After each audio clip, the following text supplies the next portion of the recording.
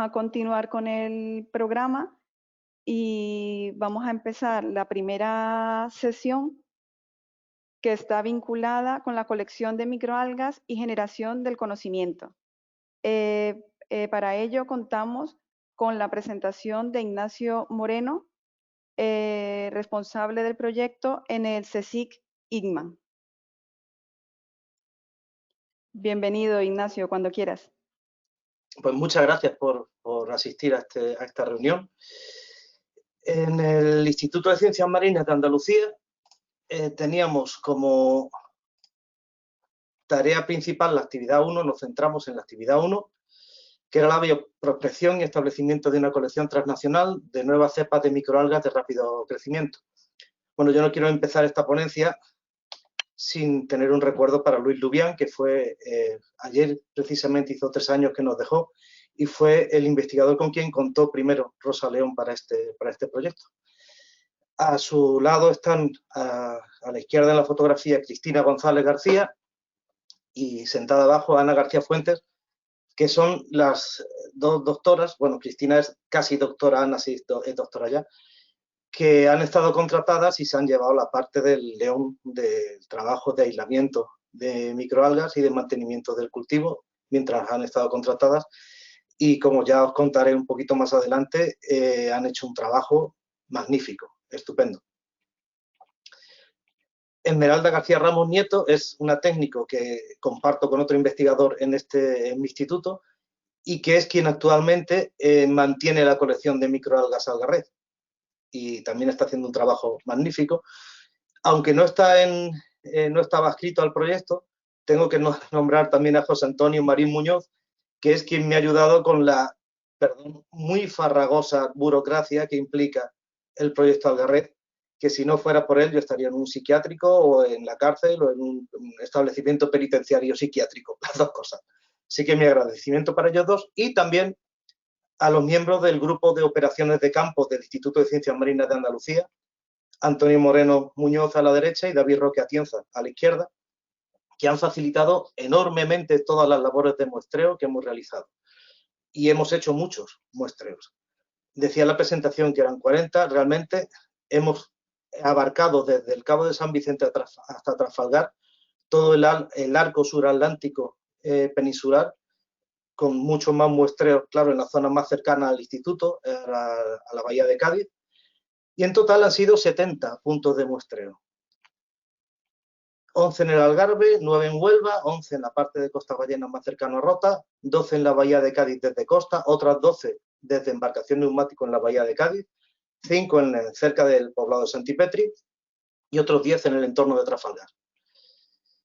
Algunos puntos, sobre todo los más cercanos, los más accesibles para nosotros, se han muestreado más de una vez. Es decir, hemos ido en invierno y en verano para ver si la población fitoplanctónica cambiaba de una estación a otra. Y en cada punto y en cada muestreo se han tomado muestras de 50 mililitros de agua filtrada por 300 micras para quitarnos pues, los geysers, los microcrustáceos o los caracolitos. Y se han tomado muestras para abonar con medio F2 completo, con medio F2 con silicato para favorecer el crecimiento de las diatomeas y con medio F2 con muy bajo o ningún contenido en nitrógeno para seleccionar las algas que tienen un metabolismo especial de este nutriente. Y las algas, en cuanto se tomaban, se guardaban en frío y se trasladaban lo más deprisa posible al instituto, donde se empezaban a incubar a 20 grados de temperatura y luz continua, que son las condiciones estándar de cultivo de nuestra colección. Los cultivos han sido, los muestreos, perdón, han sido bastante amables. Acostumbrado uno a meterse en el fango hasta la cintura, los muestreos con esa pértiga tan larga que veis aquí, que también fue otra cosa que dejó Luis Lubián en el laboratorio, pues han sido bastante cómodos, quitando, bueno, algunos días de mucho calor y algunos días de muchísimos mosquitos, pues nos hemos metido por todos los vericuetos de los carriles de por aquí, de las salinas, y han sido muestreos bastante amables y bastante fructíferos. Una vez que llegaban los cultivos al laboratorio, hemos aplicado distintos métodos de aislamiento. El más fácil, la siembra en placa de Petri. En cuanto crece una colonia en una placa de Petri, la pinchas y ya tienes aislado la cepa y Santas Pascuas. Cuando esto no era posible, porque las algas no crecían en agar, hemos intentado hacer micromanipulación con un micromanipulador EPEN2 que tenemos aquí en el instituto. Cuando queríamos aislar la especie más frecuente, lo hacíamos por dilución. De manera muy sencilla, diluíamos hasta obtener teóricamente una alga por mililitro y luego hacíamos un alto número de siembras y entonces estadísticamente en alguno de los tubos siempre te cae una célula solamente.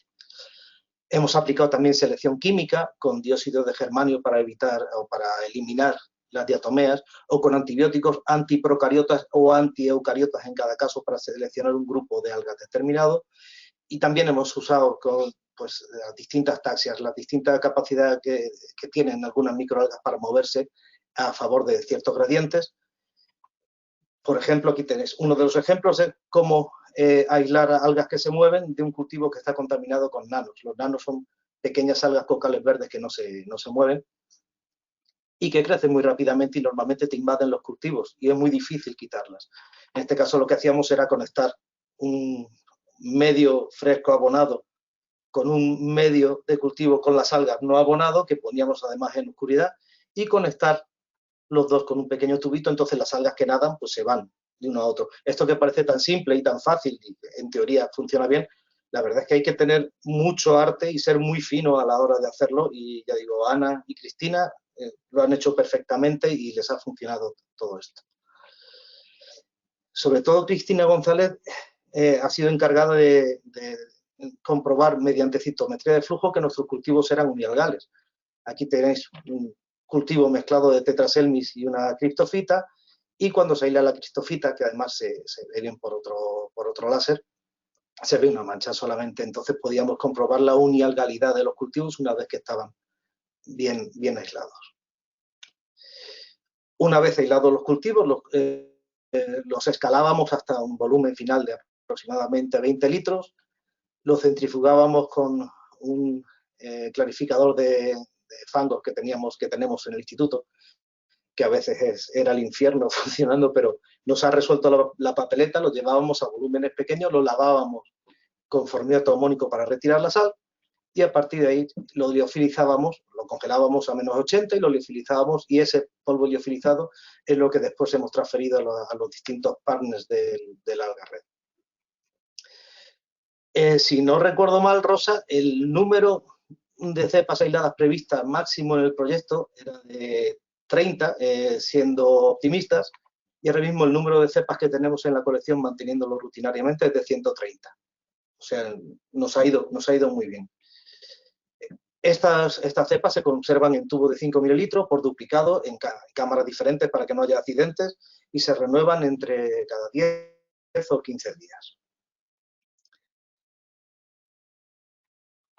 Bueno, tenemos más o menos pues 29 diatomeas, 22 prasinofitas, no todas son tetraselmis, tenemos algunas piramimonas también, 17 cristofitas, 17 clorofitas, 16 cianofitas, al menos 10 aptofitas, 4 dinoflagelados, 3 rafidofitas, 2 ocrofitas al menos, y hay 10 algas que todavía no hemos identificado o no hemos clasificado ni siquiera a nivel de clase. Entre estas 10 hay algunas que son cocos, que son algas pequeñas cocales que no sabemos si son clorofitas como nanocloris o ocrofitas como nanocloropsis. Son tan parecidas que hay que hacer un análisis bioquímico, por lo menos pigmentario, para saber a qué grupo pertenecen. Y otras simplemente son flageladas, a las que no llegamos a verle bien el aptonema por si son aptofitas, entonces todavía no he podido clasificar bien ni a nivel de clase. Todas las cepas, las 130, están fotografiadas y estamos inmersos en la creación de un fichero para facilitar su transferencia después, donde se incluya la fotografía, los aisladores, la fecha de aislamiento de muestreo, en este caso porque el aislamiento es un proceso muy largo, la localización del sitio, la posible especie y algunas notas. Todo este fichero, pues en cuanto lo terminemos, tendréis noticia de ello todos los partners y será compartido para que todos lo tengáis a mano.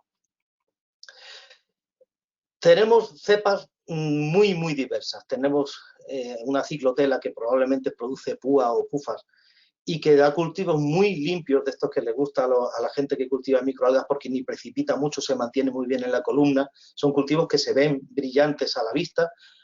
Tetraselmis, que es una alga que está muy de moda en la alimentación humana. Tenemos varias cepas y algunas de crecimiento explosivo, como veis en esta fotografía. Prácticamente todas las células se están dividiendo.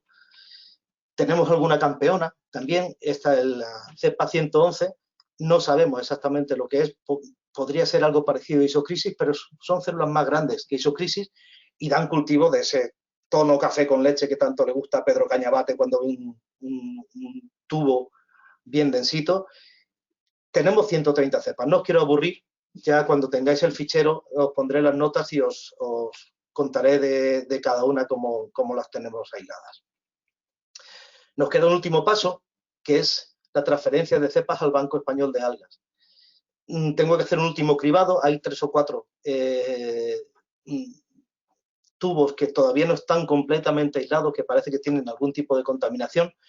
Haré un último cribado con ellas, intentaré eliminar las duplicidades y las llevaremos al Banco Español de Algas. Probablemente, como no me fío últimamente de la mensajería y estas algas si se enfrían o si se calientan se pueden morir, lo mismo me cojo un avión y les hago una visita en un par de semanas o en un mes o algo así. Ya hablaré con Juan Luis Gómez Pinchetti a ver qué día les viene bien a ellos para que me asome por allí y les deje toda la ristra de tubos. Y nada más, muchísimas gracias por vuestra atención y estoy aquí para lo que os haga falta. Muchas gracias, Ignacio, por tu intervención. Continuaremos ahora con el programa.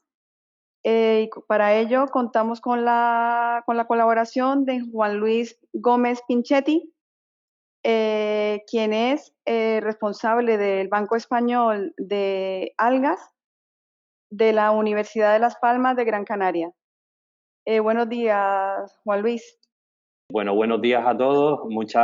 Lo primero que quiero hacer es agradecer la invitación al proyecto AlgaRed Plus por invitarme a esta jornada. Ya estuve presente en la primera y, por lo tanto, bueno, he intentado arreglar un poco las presentaciones que preparo para este tipo de seminarios e intentar sorprenderlos un poco con el trabajo que hacemos en la colección del BEA y en el laboratorio.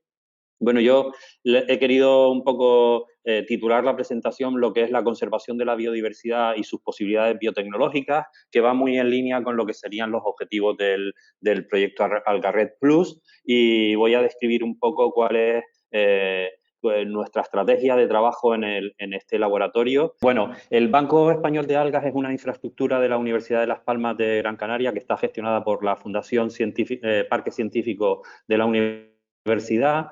Y nos encontramos en lo que en la actualidad se llama el Parque Científico de Taliarte, donde conviven diferentes infraestructuras para el estudio de las ciencias marinas, muy asociados con la Facultad de Ciencias del Mar. Tenemos el Instituto Ecoaqua, el Instituto de Oceanografía y Cambio Global y, como ven en la diapositiva, nuestras instalaciones del Banco Español de Algas en el muelle de Taliarte. Llevamos trabajando aquí desde el año 89 y hemos desarrollado una infraestructura que es característica y es particular, que está dedicada principalmente al desarrollo de proyectos de investigación y desarrollo e innovación dentro del campo de la biotecnología de algas. En los últimos 20 años hemos desarrollado un proyecto en concreto que nos ha dado muchas satisfacciones, que es el proyecto del banco, de la colección del Banco Español de Algas. En todo este tiempo hemos organizado y preparado y mantenido una colección de microalgas y cianobacterias que en la actualidad tiene un censo de más de 2.000 cultivos unialgales clonales. Es decir, comenzamos los cultivos a partir de una única célula aislada de una muestra que nos puede parecer interesante y las depositamos una vez que las reconocemos y las caracterizamos, las depositamos en lo que es la colección del banco, que, bueno, en los últimos años hemos hecho también un esfuerzo muy importante en lo que sería las bioprospecciones en el ámbito canario, aunque, bueno, para otros proyectos también hemos trabajado, y lo explicaré ahora, en otros ámbitos, pero estamos centrados principalmente en la conservación, en la identificación y la conservación de la biodiversidad de microalgas y cianobacterias en el ámbito de Canarias. El flujo un poco de trabajo que está bien definido en el laboratorio, combinamos lo que sería el trabajo en lo que es la colección, la realización de bioprospecciones, los aislamientos, el mantenimiento de cepas, con la identificación molecular de las cepas con las que trabajamos. Trabajar con microalgas a nivel morfológico y con taxonomía tradicional es bastante complejo y en la actualidad tenemos que apoyarnos de las técnicas moleculares. Y por otro lado, como estamos trabajando con muchas cepas que son originales desde el punto de vista investigador, pues trabajamos también con lo que serían sistemas de cultivo en lo que es la unidad de biotecnología, cultivos tanto a escala de laboratorio como de planta piloto, para la producción de biomasa, la caracterización del crecimiento, las características fisiológicas y bioquímicas, y a partir de aquí, pues trabajamos en lo que sería la caracterización de la biomasa desde el punto de vista bioquímico y el desarrollo de posibles aplicaciones que van desde lo que sería consumo humano y nutracéutica a lo que serían aplicaciones cosméticas, biomédicas, etcétera, etcétera.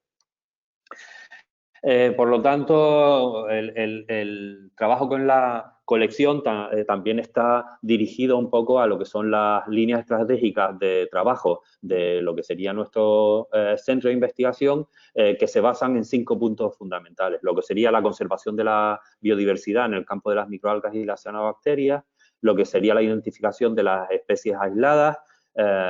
Insisto en que muchas de las cepas y de las muestras que traemos al laboratorio contienen especies que no han sido previamente descritas para Canarias y en algunos casos que no han sido previamente descritas para la ciencia, con lo cual es un trabajo bastante concienzudo y bastante interesante. A partir de ahí desarrollamos biomarcadores desde el punto de vista bioquímico, molecular, trabajando con citometría de flujo y con sorting también, aplicando ese tipo de herramientas, y a partir de la obtención de biomasa, pues intentamos identificar compuestos bioactivos y posibles aplicaciones biotecnológicas de las diferentes cepas con las que trabajamos en la colección. Algunas cosas interesantes. La colección del BEA tiene la curiosidad de que en su momento fue reconocida como Autoridad Internacional de Depósito por la WIPO, que es la Organización Mundial de la Propiedad Industrial, y dentro de las colecciones reconocidas como IDAS en el mundo, pues hay 9, no sé si han incorporado una actualmente, la 10ª, pero en Europa hay 2. Una es la colección de Oban en Escocia y otra es la nuestra aquí en Gran Canaria. Como indica el texto, la acreditación como IDA le confiere al BEA la posibilidad de aceptar depósitos de algas para el reconocimiento de la propiedad industrial y ante la Oficina Española de Patentes y Marcas. Y bueno, a partir de aquí hemos generado una serie de servicios relacionados con lo que es el mantenimiento, el depósito, la identificación de cepas de microalgas, que funciona. A través de la web se pueden poner en contacto con nosotros y nosotros vemos las posibilidades de realizar los servicios que se nos proponen. Bien, todo esto ha ido acompañado con la identificación de otros organismos que reconocen lo que es la actividad sobre los recursos microbianos y bueno, aunque no tengo una diapositiva que lo muestre, como se ha comentado anteriormente, también generamos una base de datos con las características y las propiedades de las algas con las que trabajamos y intentamos mantener toda la información concentrada a través de la base de datos que nos sirve para generar fichas, aplicaciones, características, etcétera, etcétera. Bueno, dentro de lo que es la colección, trabajamos en los últimos años dentro de lo que es el ámbito del protocolo de Nagoya y la política de acceso a los recursos genéticos, que bueno, no voy a comentar mucho sobre esto, pero todo el mundo debería reconocer e identificar la forma de trabajo ahora con lo que son los recursos genéticos, porque cada vez tenemos los protocolos y los procedimientos más claros y es importante trabajar con este tipo de conceptos. Y en los últimos años también trabajamos junto con la UNE, en la Oficina Española y en el Comité Europeo del Desarrollo de los Estándares para Algas y Productos Derivados de las Algas.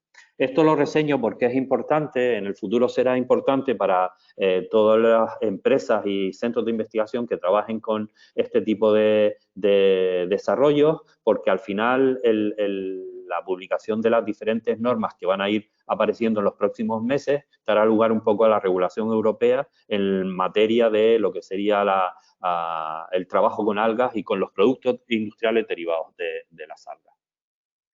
Bien, dentro de los últimos proyectos con los que estamos trabajando, cabe destacar el proyecto ISMIRRI 21, que va a sentar un poco las bases de lo que va a ser el centro, la infraestructura de investigación de los recursos microbianos europeos, lo que va a ser la MIRRI-ERIC, y a través de este proyecto, conjuntamente con otras colecciones de microorganismos en Europa, estamos sentando las bases para el futuro trabajo y el futuro consorcio que va a generar actividad en el sector de los microorganismos, insisto, en Europa.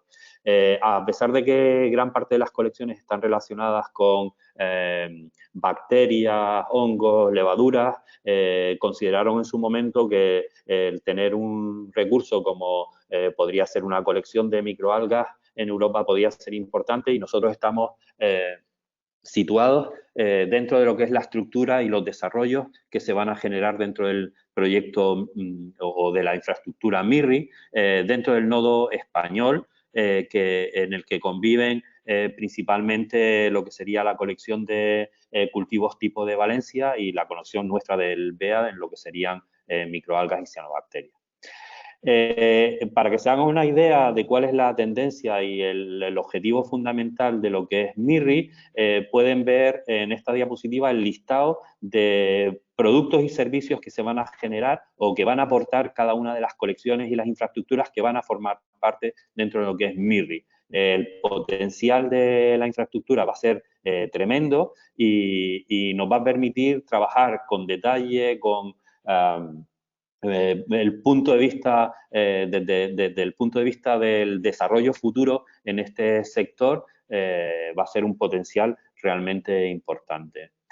Dentro de lo que serían los planteamientos de MIRRI, hay una línea de trabajo que es el acceso a las técnicas y a las infraestructuras de trabajo a través de lo que son los potenciales de cada una de las colecciones de cultivo. Y para que se hagan una idea, nosotros entramos dentro de este flujo de trabajo en lo que sería un ejemplo de flujo de trabajo en lo que sería el acceso a este tipo de recursos de microorganismos en Europa, y que se alinea mucho con lo que es la línea de trabajo nuestra que ya hemos establecido en el BEA, ¿no? Desde lo que sería la bioprospección, al aislamiento, la caracterización y lo que sería la aplicación biotecnológica de todos estos recursos que estamos identificando y con los que estamos trabajando a nivel de biodiversidad. Por eso, esa combinación de lo que es el concepto de, por un lado, podemos conservar la biodiversidad, pero por otro lado, podemos buscar aplicaciones desde el punto de vista de la biotecnología, en este sentido, dentro del campo de lo que es la biotecnología de algas, ¿no? Particularmente de microalgas.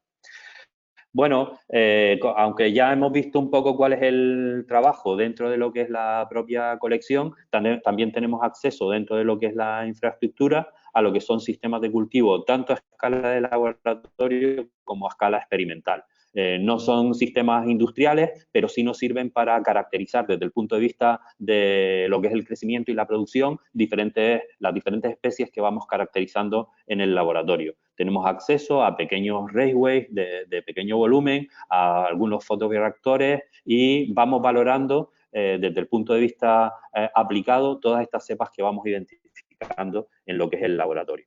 No solo identificamos estas características de lo que es el crecimiento, las posibilidades de producción, etcétera, etcétera, sino que generamos también o procesamos lo que sería la biomasa de las diferentes especies y buscamos o realizamos lo que es la caracterización bioquímica, preparamos extractos, procesamos biomasa para la obtención de metabolitos y la caracterización de metabolitos que sirvan para diferentes tipos de aplicaciones.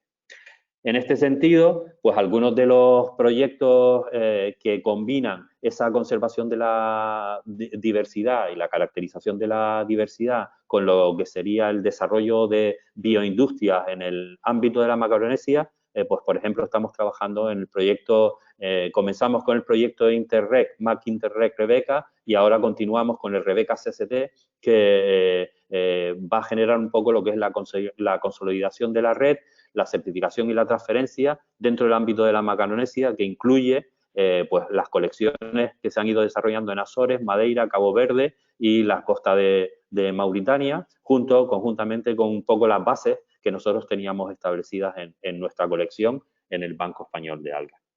A partir de lo que es la generación de las diferentes colecciones, vamos a ir, también tenemos en el proyecto Rebeca CCT, tenemos contacto con algunos de los miembros del consorcio que son empresas del sector que están interesadas en desarrollar actividad con las cepas que estamos caracterizando dentro de las diferentes colecciones que hemos ido generando. Otro de los proyectos aplicados más interesantes que estamos desarrollando en el laboratorio es el proyecto Sabana, que ya, bueno, estamos en las últimas partes del proyecto, en el que nosotros entramos en la línea de lo que es la selección de cepas originales de microalgas de origen marino para lo que serían procesos de bioremediación, biofiltración de aguas residuales urbanas y la posterior caracterización de la biomasa para dos tipos de aplicaciones fundamentales, que serían, por un lado, el desarrollo de productos agrícolas, bioestimulantes, biofertilizantes y para aplicación en agricultura, y por otro lado, la caracterización de biomasa para aplicaciones en acuicultura. En ese sentido, pues para que se hagan una idea de la forma de trabajar en los procesos de selección y, por ejemplo, nos centramos mucho en el trabajo con la obtención de pigmentos naturales y dentro del concepto biorefinería, otro tipo de aplicaciones en el procesado de los residuos de la biomasa una vez cultivada en los sistemas de cultivo y utilizando las aguas residuales. 2 minutos, Juan Luis. Por supuesto, sí, muy rápido. Por supuesto, el tema del desarrollo tecnológico y la transferencia de tecnología está representado en algunos de los proyectos en los que participamos. Como ejemplo, participamos en una iniciativa del CETI que se titula Funactive y en el que hay varias empresas interesadas en la utilización de metabolitos de algas para el sector textil y para el sector de la cosmética. Y bueno, buscando soluciones dentro de estos sectores a partir de algas. Y últimamente, bueno, en los últimos años trabajamos en Canarias dentro de lo que es la plataforma Bioasis, en el que intervienen el Cabildo de Gran Canaria a través de la SPEC, el Instituto Tecnológico de Canarias y la Universidad de Las Palmas a través de nosotros como Banco Español de Algas y el Instituto de Acuicultura Sostenible, el EcoAqua, para el desarrollo de actividad industrial en el sector de la biotecnología y la acuicultura en Gran Canaria. Y aquí, bueno, pues lo que estamos intentando, una vez que hemos sentado las bases investigadoras, científicas para el desarrollo de este tipo de proyectos, pues estamos intentando realizar la transferencia para que empresas del sector se desarrollen en Canarias y también empresas externas a Canarias vengan a realizar su actividad dentro de lo que es el ámbito de Canarias. Bueno, y con esto muy rápidamente he intentado describir cuáles son nuestras actividades dentro de lo que sería esta línea de investigación que es súper interesante y que va mucho en paralelo con los desarrollos y las bases que ha sentado también el proyecto Algarred Plus. Muchas gracias. Muchas gracias, Juan Luis, por tu intervención y colaboración, como siempre haces con el grupo Algarred Plus. Continuando con esta sección, a continuación, Aurora Galván, quien es la responsable del proyecto en la Universidad de Córdoba, pasará a hablar de las rutas metabólicas asociadas a las microalgas. Bueno, lo que yo voy a presentar de nuestro trabajo en el proyecto, lo tenéis ahí el título, es conocimiento de rutas metabólicas en el alga modelo Chlamydomonas reinhardii. Nuestra aportación al proyecto es un poco aquí, un poco diferente, porque va sobre las bases moleculares de rutas que pueden ser interesantes en algas. Nosotros lo utilizamos Clamidomonas, pero extrapolamos al conocimiento de genomas de otras algas que están conocidos. Bueno, la base de lo que nosotros hemos hecho, utilizar el nitrógeno como un nutriente fundamental que va a utilizar las algas para su crecimiento y para dar de sí y producir todo lo que quieran. Y nos hemos basado en un análisis transcriptómico y buscar genes que están diferencialmente regulados en diferentes condiciones de nitrógeno, fundamentalmente amonio y nitrato es lo que hemos usado, y luego otras condiciones de crecimiento de las algas, como en un medio mínimo mineral o enriquecimiento con acetato. Y también en estirpe silvestre, que teóricamente lo podrían hacer todo, y una estirpe mutante, que para nosotros es muy importante, es un mutante NIS2. ¿Por qué? Porque NIS2 parece controlar muchas cosas del metabolismo del nitrógeno. Y en este análisis diferencial, pues nosotros nos preguntamos una serie de cuestiones que las que tenéis ahí, buscar por beneficio, cómo se podía mejorar, por ejemplo, acumulación de almidón, acumulación síntesis de lípidos, asimilación de nitrógeno, tanto la forma inorgánica como orgánica, que va a dar lugar a la formación de biomasa, acumulación de compuestos carotenoides y finalmente también nos hemos fijado porque algo que ha salido nuevo es la desnitrificación, la desasimilación de nitrato. ¿Por qué? Porque esto tiene unas connotaciones de formación de gases tóxicos o gases de efecto invernadero, como es el óxido nítrico y el óxido nitroso.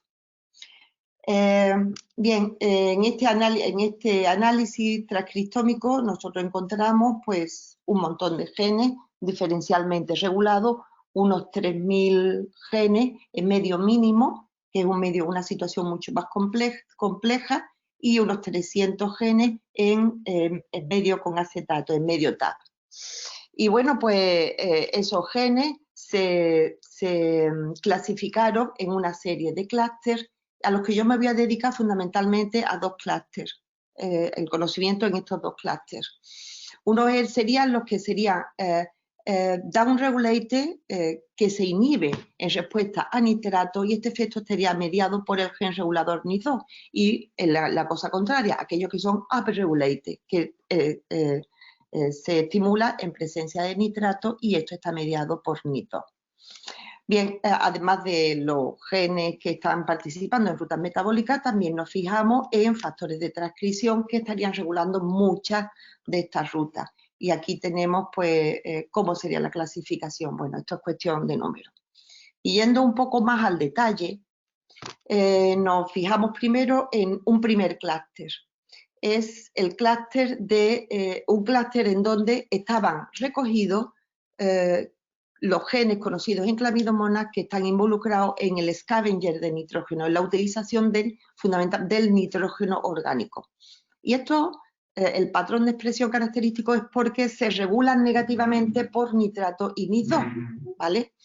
El patrón de expresión lo teníamos aquí en la parte derecha para un gen típico, como es la L-aminoácido oxidasa, fundamental para la asimilación de aminoácidos, que se sobreexpresa cuando no hay nitrógeno, en deficiencia de nitrógeno. Pero si hay nitrógeno orgánico, amonio, nitrato, nitrito, esto está downregulated.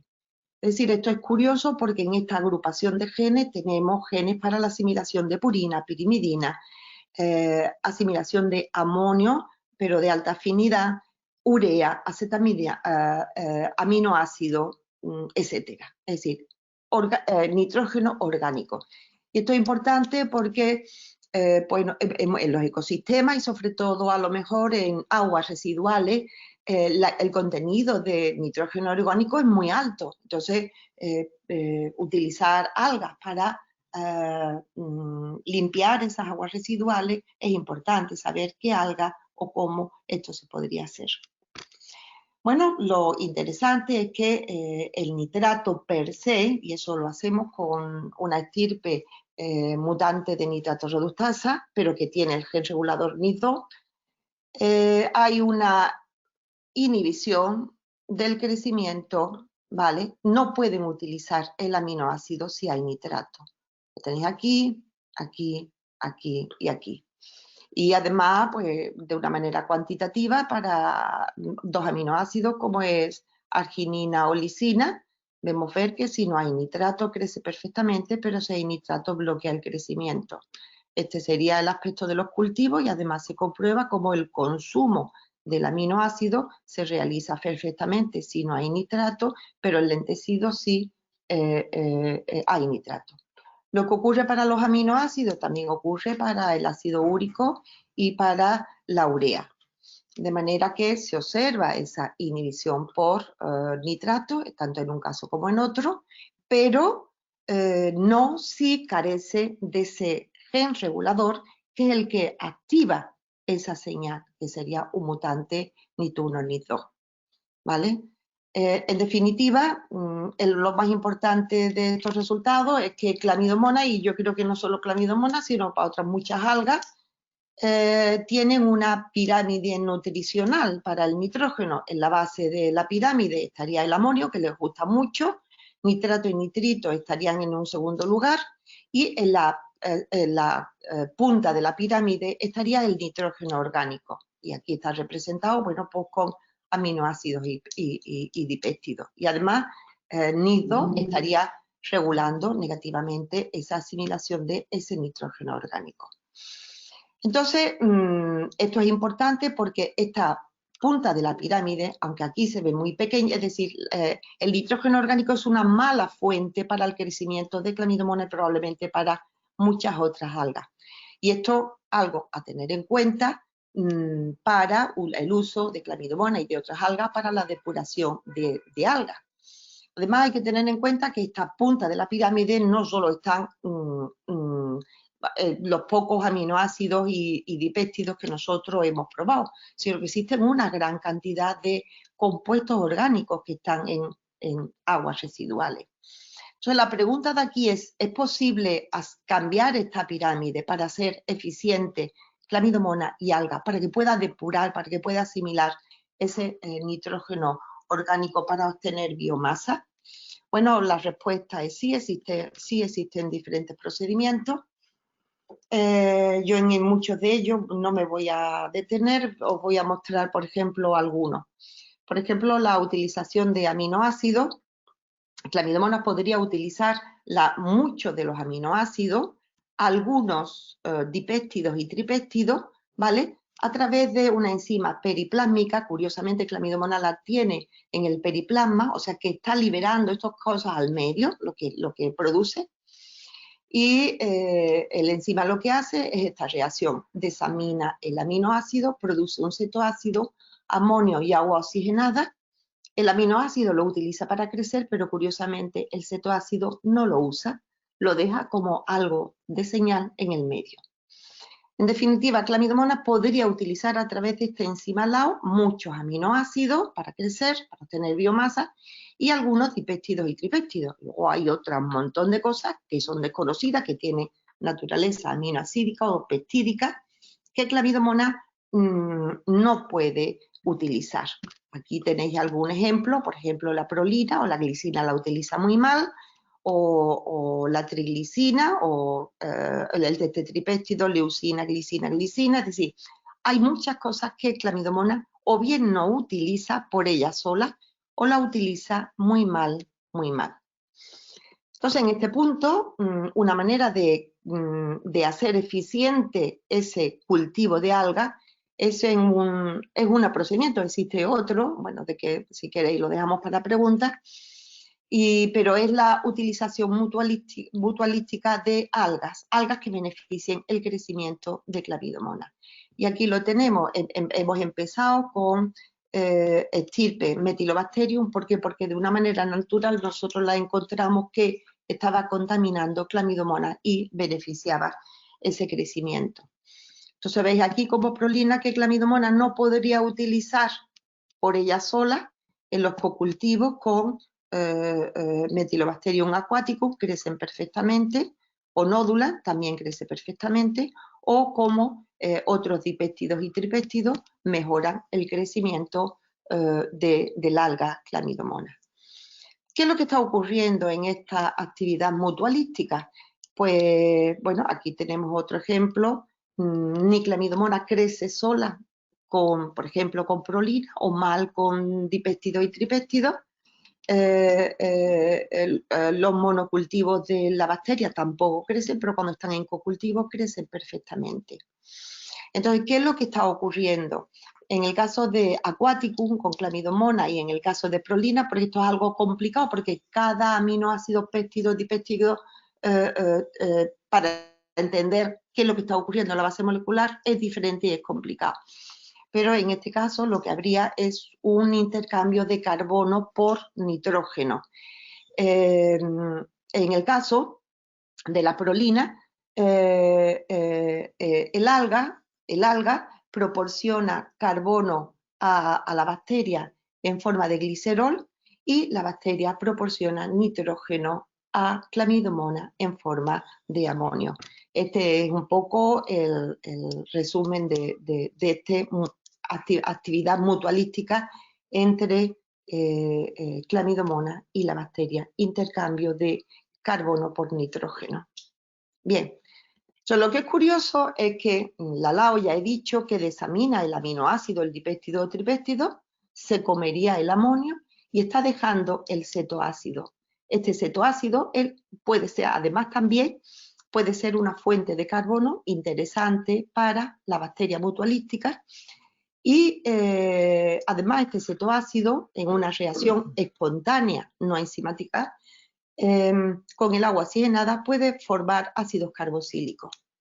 Y en la tabla de abajo tenemos una serie de cetoácidos o ácidos carboxílicos que se van a sintetizar a partir de aminoácidos particulares. Y uno de ellos pues tiene especial interés, que es el indolacético. El indolacético es una fitohormona, ¿vale?, que regula el crecimiento de plantas. Se va a formar a partir de la desasimilación del tristófano, del aminoácido tristófano, y el intermediario, el cetoácido, sería el indol pirúvico. Entonces, nuestra pregunta era si Clamidomona podría estar sintetizando esta fitohormona que podría tener un interés, ¿verdad?, como fitosanitario, como compuesto para el conocimiento. Y efectivamente, la LAO de Clamidomona está participando en la biosíntesis de indolacético a partir de tristófano. Para ello, pues lo podemos comprobar utilizando pues una estirpe silvestre o pues le damos tristófano y vemos cómo el tristófano disminuye, ¿vale?, en el medio, lo está metabolizando. A la vez que ocurre esto, está produciendo índole pirúvico y a la vez también está produciendo indolacético. Y este efecto está mediado. 2 minutos, perdona. Vale, Disculpa, esto 2 minutos. Está mediado por la LAO porque, bueno, el mutante de LAO no haría este proceso. En definitiva, Clamidomona está produciendo esta hormona vegetal, que es el indolacético. Está teniendo un efecto, tengo tiempo para describir qué es lo que estaría ocurriendo en Clamidomona, pero esto nos permite establecer estrategias interesantes como Clamidomona por sí sola, que está produciendo estos compuestos de interés, entre ellos estas hormonas, utilizarlos en combinación con compuestos mutuos como las bacterias y también para utilización para tratamientos de plantas. Y finalmente, en el segundo clúster de genes, es aquellos que son upregulated por nitrato y nizo. Y curiosamente, en este caso, estamos encontrando, aquí tenemos a la izquierda en forma de colores qué genes son, y lo tenemos de diferentes colores, algunos en blanco no sabemos, hay que ver para qué sirve. En verde estarían aquellos que están involucrados en la asimilación de nitrato. En selectivo, aquellos que estarían participando también en la asimilación de nitrato porque está mediando la biosíntesis o la actividad de cofactores que hacen falta para la asimilación de nitrato, como el metabolismo del molibdeno o ferredoxina 2, etc. Pero curiosamente en ese mismo clúster de genes tenemos en naranja representados aquellos genes que están codificando para proteínas que tienen que ver con el metabolismo del óxido nítrico y con la desasimilación de nitrato. Es decir, ahí en la misma agrupación tenemos para asimilación y desasimilación de nitrato. Y esto es importante porque esto daría lugar a la pérdida de nitrato, al uso al abuso que se habla de abonos nitrogenados en forma de nitrato que se pierde, que contaminan las aguas y que nos están produciendo gases de efecto invernadero como el N2O. Entonces, aquí tenemos genes importantes que están involucrados en eso. Efectivamente, pues mucho de eso, esa ruta de desasimilación la hemos buscado en los genomas de algas y, bueno, podemos decir prácticamente que en el 33% de los genomas analizados, pues existen genes para la desasimilación de nitrato y formación de N2O. Si bien la ruta completa, esta ruta completa de desnitrificación se encuentra en Clamidomonas y de los poquitos genomas secuenciados en poquitas algas. Entre ellos estaría clorela o esenedesmo, 2 cepas de esenedesmo. Y bueno, con esto termino. Muchas gracias.